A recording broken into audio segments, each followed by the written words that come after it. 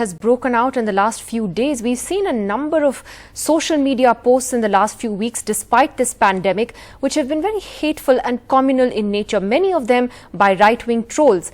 That has now been brought to the attention of prominent people in the Middle East, particularly countries that are friendly with India, including the UAE.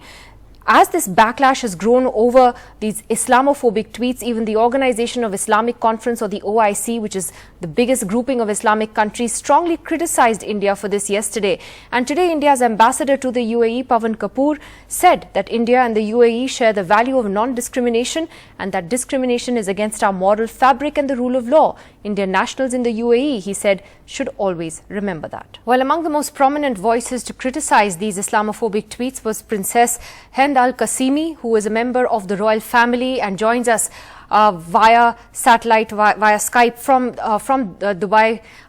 Thank you so much for joining us this evening, ma'am.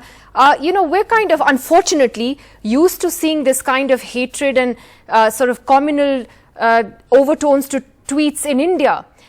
What caught your attention this time? What did you see that made you so angry? I didn't like what I saw. I grew up with workers at home. I was raised by Jews, and this was not what I'm used to hearing from Indians. And I didn't like that he had many rude comments. He was making fun of my religion. He was calling us the religion of the donkey, which was 1,400 years old. And he also said something about the country being built by Indians, and without the Indians, we would fall into ruin. We do not deny that we work, the Indians are our colleagues and our co-workers, they are friends, our families. They're not just the labor class. We have many CEOs which are also Indians, and we're very proud of them. We don't deny this friendship. One of the top 5 countries we trade in, import and export and infrastructure and everything, is India. I don't see India as a competition. I see India as a family.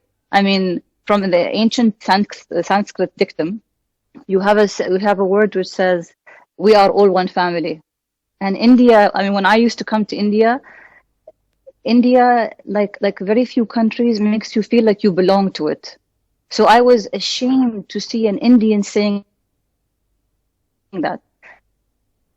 Absolutely, and so are we. I have been to India, and I've met journalists. So are we, and good things about India and the corruption. I would say, but look at India today.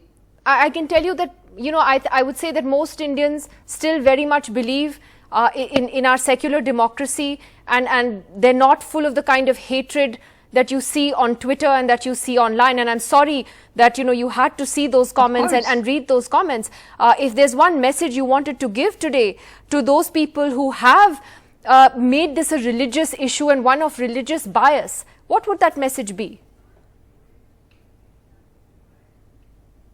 We are all one family. Today I quoted something about Gandhi, which says, I am the Christian, I am the Jew, I am the Muslim, I am the Buddhist, I am the Hindu. We are all one family. And I also mentioned that the Emirates is not a country, does not accept hate.